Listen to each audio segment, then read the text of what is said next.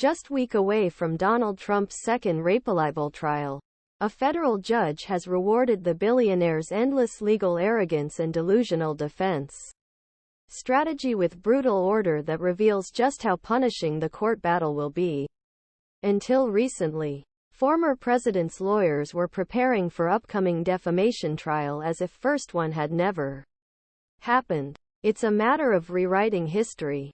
And last year jury judged it decades ago by journalist JeanCarroll.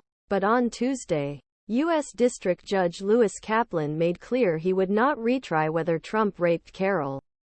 In other words, material facts surrounding the alleged sexual assault have already been established, and this case will not be a resume of prior case, Kaplan wrote in his order.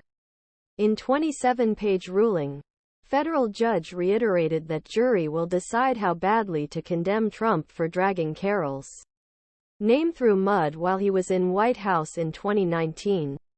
According to the jury, it occurred last year. This new jury will see most damning evidence of Trump's misogyny, from the Access Hollywood tape in which Trump praised how he could grab M by pussies to videotaped testimony in which he said stars had unfortunately gotten away with sexual assault.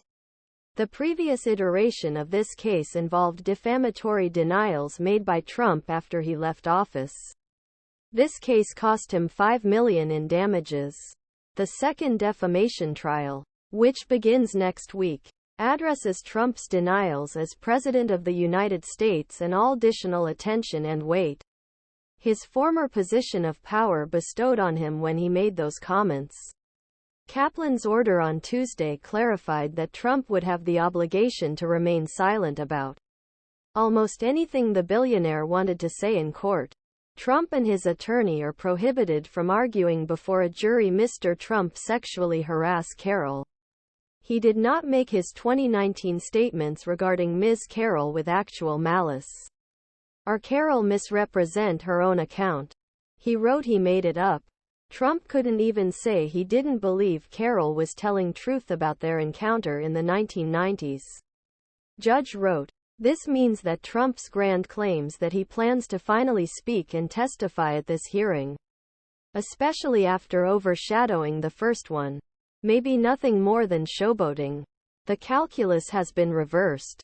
And now that Trump will effectively be wearing a mouthpiece in the courtroom, he has much more to lose if he appears."